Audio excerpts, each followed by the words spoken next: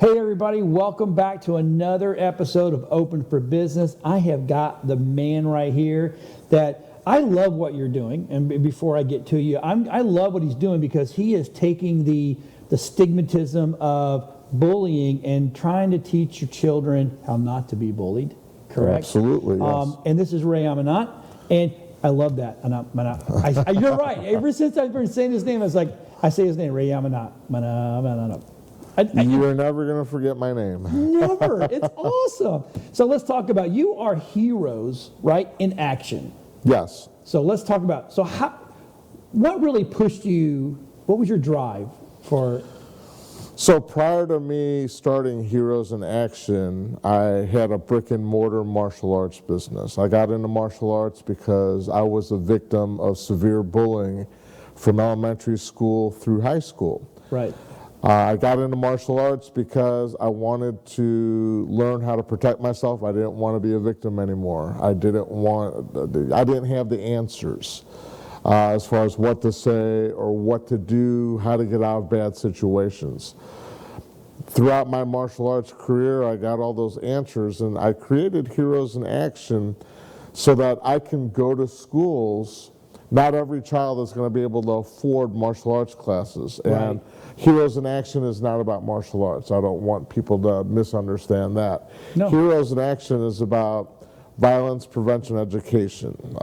From the bullying side of things, it can escalate to the physical side of things. When you break down the word bullying, there's so many definitions. It's not just the kid saying, give me your lunch money. Or it could be a sexual assault is bullying. Me stealing a car is bullying. It's me doing something, oppressing someone else. So I wanted to seek out and get as many answers as I can because people have what-if questions. And I didn't want to go, hello, duh, I don't have an answer for you. Mm-hmm. I wanted to get as much training as I could from as many different systems to provide a well-rounded curriculum to help people understand right. how to stop violence. Right. So, okay, so you had a martial arts studio.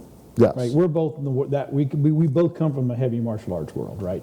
So we were talking earlier, actually days ago, about that one pivotal moment that kind of said to me, oh, that's not right, and I'm not teaching them right.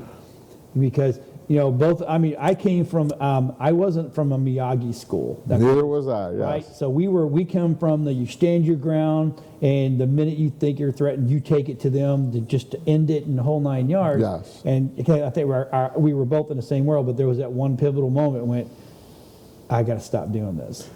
So that pivotal moment for me, once I got my black belt, I was teaching my students the exact same way I was taught by my instructors.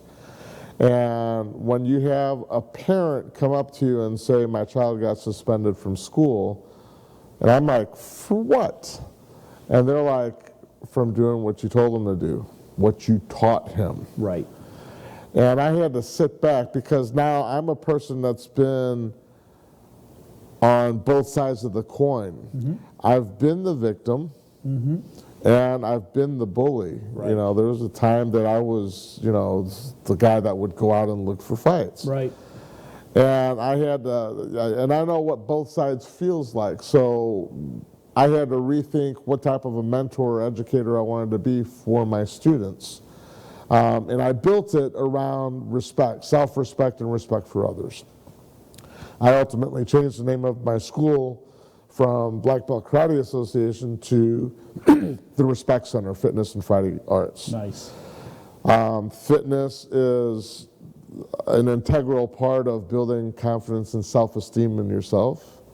And the fighting arts is the last resort. If I've done everything I possibly can to avoid the conflict, and it comes down to now it's going to get physical and I have to back up my words, I try to diffuse and de-escalate. If that doesn't work, then I have to stand my ground and take care of business. So you did all your martial arts and all your heroes in action is actually based out of St. Louis, right? Yes, I was in St. Louis. I came from St. Louis. I've lived there for 51 years of my life. You're a St. Louian. Yes. That's okay. Yes. And now I just recently moved to Florida, and I'm working on broadening or expanding what Heroes in Action is here. Right. So I'm trying to introduce it into the Florida market. That's awesome. Now, it's you work with everyone. I know kids are at your focus, but you work with women, men, and let's talk about how to become not a target. So, bullies don't go away, they grow up. Yep. And when you're dealing with a coworker that's a bully, or when you're dealing with a spouse that's a bully, a boyfriend that might be, verbally, physically, emotionally, sexually abusive, financially abusive or controlling, right. It's one, learning to identify that. And then, there's a question you ask yourself, because most people, when you're a child, your parents say, suck it up, buttercup. If you want to be a man, you got to learn how to take it. So what that does for kids is it gets them to not want to ask for help. Right.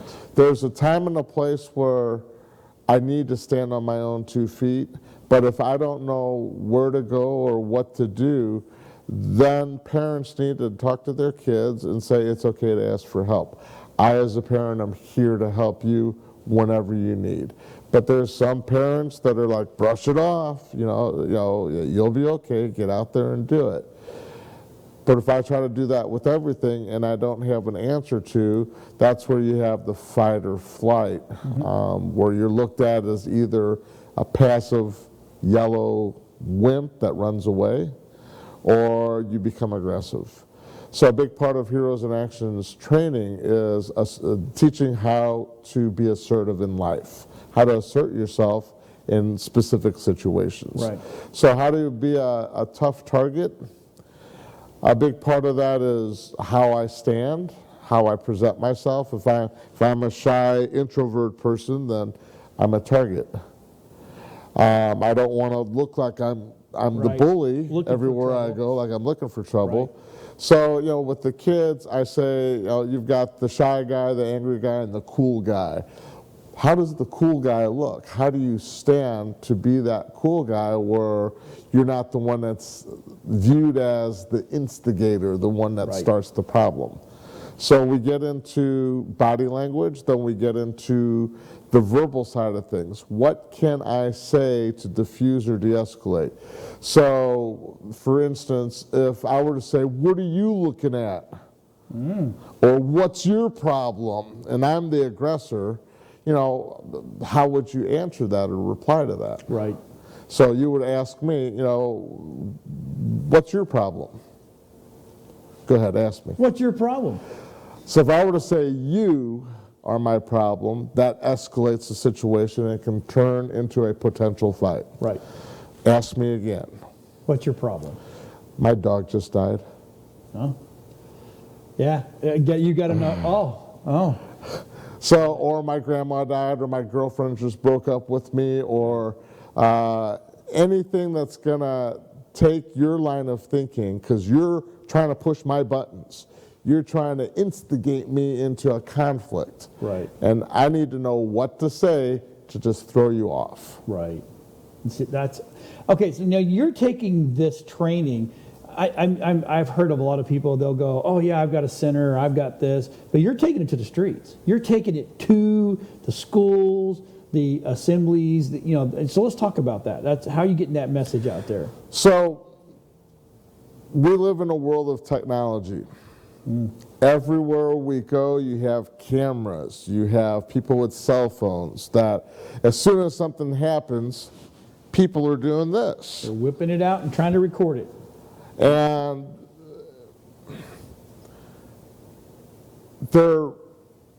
I'll give you an instance. In Chicago, there was a fight at school. The fight went from school into the streets, the alleyway, or whatever. There's this guy, he was a football player, good athlete, good student. He saw his friend was in trouble. He went to help his friend. Everyone turned on him and just started beating on him, punching him, kicking him. He's on the floor, kicking him, punching him. And you have this kid with the cell phone out going, oh, damn, ooh, ow, Right. just videotaping it. And, the guy, they let him alone. He got up to go away, and they took a 2x4 and started hitting him and started beating him on again. And here's this kid with the cell phone. Right. What do you think he was videotaping? A crime. He recorded someone dying. Oh, that went that far. Oh, gosh. He could have put it down and said, guys, stop. Right. He could have called 911. Right. But instead, St. Louis, where there's the former police officer that was going to help, somebody was looting a store, and he was a security guard. He went to, and the guy just shot him and recorded him dying and say, this happened with all the riots and things that have been going on. But people are using technology for whatever reason. They just want to videotape drama, tragedy, as opposed to videotaping or using the technology for saving someone's life. Right. Now, your question, how do I get into the schools? Right now, it's word of mouth. Right. With COVID, it's really hard for me to get in the school Right. districts, Of especially in the course. Florida area. COVID shut me down as a public speaker.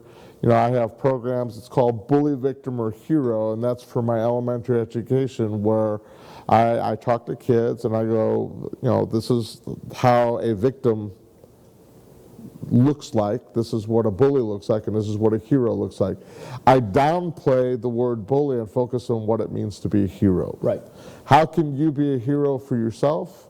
How can you be a hero for someone that doesn't have the skill set, doesn't know what to say or do to be a hero for themselves? How can I help someone else? Be that good Samaritan. So for me, getting the word out, I go to Rotary clubs, I go to different organizations, I go to networking organizations. That's how we met, as a networking That's how we met. Yep, that was great. And I try to introduce who I am and what I do through those organizations. And then the connections are made where, hey, Ray, can you come speak to our Boy Scout or our Girl Scout troop? Or Ray, can you go to our church youth group? Once I get into those venues, then the parents or the people leading those groups are like, this is great, can you come to my child's school? Perfect. I was a volunteer for Special Olympics in St. Louis. I was coaching kids, children with special needs athletes for track and field and other sports. And I went to this one school working with the kids, and the teacher was having some issues with children with behavioral problems. And I said, do you mind if I put together a curriculum or a program to help you? And she's like, fine. So I went and I did a whole program. This is the beginnings of what I was doing with Heroes in Action. It started out as CRAM. I called it CRAM. It's Conflict, Resolution, and Anger Management. I hated the word CRAM. But it was the buzzwords for the school districts: conflict resolution, anger management. Right. I went, did that class. The social worker for the school, the counselor, told the other school, next thing you know, I'm in 2 schools, 3 schools. Next thing you know, I'm contracted by Special School District in St. Louis to do the whole district. And I worked with children with special needs for over 13 years and they used the grant money to bring me in. So I became the DARE officer for children with special needs. Awesome. So once I get into a school or a school district and they like the message, the administrators, the superintendents, I always invite them in and I interview them. I say, what's the biggest problem? What's the biggest issue or concern that you have that you'd like to see an improvement on? And instead of doing a cookie cutter program, I design it to fit their needs. What I do for an inner city school is not the same as what I do for a rural school. Right. Problems are different. Yep. So once the word gets out and I start working with one school district, then other school districts start saying, hey, can you come do this for us as well? That is absolutely. Now, it's okay, so it's not like a light bulb went off in your world about bullying, right? It's like one day, well, I'm just going to stop this. You actually have, and this is very important to me, let my viewers know that this is not something that just happened, you just changed your mind one day and said, I'm going to do this. You actually have experienced bullying from a young age. Yes. Am I correct? I think we have time. Let's real quick, let's tell people at home what really pushed that button for you. So the school district that I was in growing up, my parents were immigrants from Iran. Mm-hmm. So I was in a school district that was predominantly all white. Right. They're not used to seeing somebody with my Great skin tan. color, great tan year round. And I wasn't the popular kid. I wasn't the athlete. I wasn't, anyone. And I was in school during the Iran hostage crisis. Oh boy, I had to be tough. So when you're called, pardon my French, but when you're called a towelhead, a sand nigger, a terrorist, a camel jockey, CJ for short. Right.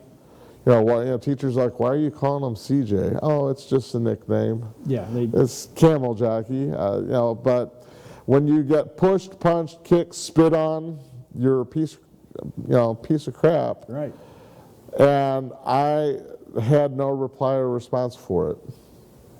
I didn't want to say anything to my parents were divorced. I didn't want to say anything to my mom because in my mind, my mom would go to the school and make things worse for me, not better. Right. So, why do kids commit suicide? Why do kids join gangs? Why do kids become active shooters? It's because they run out of options. The bully takes away all the options. And they do this by saying, you're going to be a little snitch, a tattletale, so that takes away my option for wanting to tell the school counselor, the Right. principal, or the teacher. You little mama's boy, you're going to run home to your mommy and cry, so I don't want to say anything to my mom, because then the bullies would be right. Right. So everything the bullies say controls my narrative. So if I have a message to anyone that's out there, the bullies use that language to control you. Don't give them that control. Yes, I will be a snitch. Yes, I will be a mama's boy. Yes, I will be a teacher's pet. I will be all of those things if it's going to get this bully to leave me alone. Right. How else are you going to correct the bully's behavior? There's a lot of anti-bully programs that are out there that are designed to help the intended target of the bully. But how do you help the bully? How do you correct the bully's behavior? Suspending them from school does nothing because it doesn't change the attitude, the behavior. Right. It actually enforces it. Yes. So how do we help the bully on top of how do we help the intended target or the victim? Right. And for everything that I went through growing up, I didn't want any other child to go through what I went through, so that's why I became a speaker to go into schools and give them positive strategies where children can save face in front of their peers and not look like a weak or meek person, Right. not look like the mama's boy, the snitch. Snitches get stitches. And, that makes me not want to say anything to anyone. Right. So when I'm holding all of this in, what can I do? I can't go to mom, dad, I can't go to teachers, I can't do anything. I have to take matters into my own hands, which is where I either hurt myself or I go to the school and I try to hurt the bullies. Right. And so I know you work with the kids how not to be. Do you work with the bullies as well to show, Yes. hey, look, this is why you're doing this? Or do you help them go, hey, let's find out why you're like this? What I do, 5% of the student population are the ones that are constantly getting office referrals, they're the ones that are being suspended. So I work with schools to where I go in and talk to or speak with that small group, either on an individual basis with the school counselor or as a group, and I get into what I call the game of life. Game of life, you're always going to have somebody to answer to. Right. If you're playing hockey, if you're the key player on a hockey team and you commit a foul, do you argue with the ref or do you take the penalty? Take the penalty. Because you want to stay in the game. Right. If you argue with the ref, you're thrown out of the game and that could cost the team to lose. Right. Every aspect of your life, there's a referee. At home, it's your parents. At school, it's the teachers. At work, it's your boss. If you're in the military, it's the higher ranks. Right. Everywhere you go, there's always somebody that, in society, it's the government. There's always going to be a referee that's going to suspend you or take away your freedom. Right. But I try to get the kids to understand, if you want to stay in the game, you can't do this. If I'm a shoplifter and I steal something and I get away with it, I'm empowered to continue stealing until I eventually get caught. Well, it's up to the bystanders, the kids that are witnesses, instead of just videotaping it, it's reporting it. And there's a whole other aspect as to being a reporter. Are you a snitch? If you're walking to your friend's house and your friend's house was on fire and they're yelling, "Help, help!" Are you going to run home and get some marshmallows, graham crackers, and chocolate to make s'mores? Right. Or are you going to call 911? Right. You call 911. The police come, the fire department come, the ambulance come, they save your friend's life. The reporter comes. Is the reporter going to be, are you the snitch that called 911? No, you're the hero. Or are you the hero that reported it, that called 911?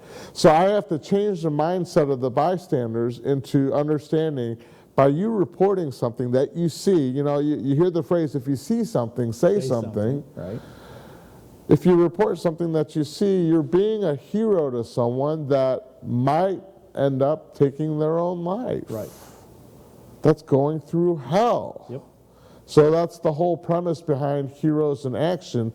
As the bystanders, if you see something, say something. Don't just ignore it. If I make a joke about somebody and then everyone else laughs, how does that make that person feel that I just made a joke about? Right. Now amplify that, because when we were in school, there wasn't Facebook, there wasn't social media. We had the courtyard. So, you know, it minimized the number of people that had access to me and can make fun of me. With Facebook, with social media, bullying is now 24/7. Right. When you make fun of me on Facebook and then I have all of my other friends put the laugh out loud emojis, that amplifies how that makes me feel. Mom, Dad, everyone hates me. I don't want to go to school. I feel sick. Right. And that's where the potential suicides come in. That's where the potential active shooters in schools come in. And my job is to stop that, is to help reduce that, so that kids focus on that hero aspect, not the bully aspect. That is. So we've got about 2 minutes left. Sure. Let's talk about Mushy, because you actually have a mascot. Yes, so Mushy the Martian, I don't know if you can see it on your screen, but it was a brainchild of mine. When I go to schools, I work with students and teachers. And if I do a PTA or PTO seminar or presentation for the parents that show up are usually the parents of the gifted child that has good grades. Right, right. The parents that need to be there or never there. Never there. Yep. So I wrote these books. It's a series of 3 children's books, The Adventures of Mushy the Martian, to be a tool that can go to the home. so that the parents get the same message that I'm giving to the students at the school and the teachers at the school. So a parent's definition of bullying is different than a school's version of bullying. My job is to get everyone on the same page so that they're speaking the same language. Right. So each book that I've written, one deals with bullies, one deals with strangers. So you're dealing with people that might be grooming your child to abduct them and take them away. Right. And then one, if you have a child that's oppositional, that doesn't follow directions, it's Mushy the Martian following directions. It's a way to, instead of focusing on timeouts, it's focusing on good behavior and rewarding the good behavior to change the behavior. Brother, this has been, I really should have done an hour with you instead of just 30 minutes, because this is, and I'm hopefully, Mr. Ray is going to come on for We Being TV. He's actually going to do his own little version of his show talking about all this wonderful stuff. Now, we have put up throughout the whole show all of his credentials, all his locations for getting the books. He's got a YouTube channel, Facebook. I mean, you're out there, so it's not like they can't find you. And, and look, if you're a teacher or somebody and need this man's services, give him a call, because his number's been up the whole time. Thank you for watching Open for Business, because this man is going to be open for business, and we'll see everybody next time.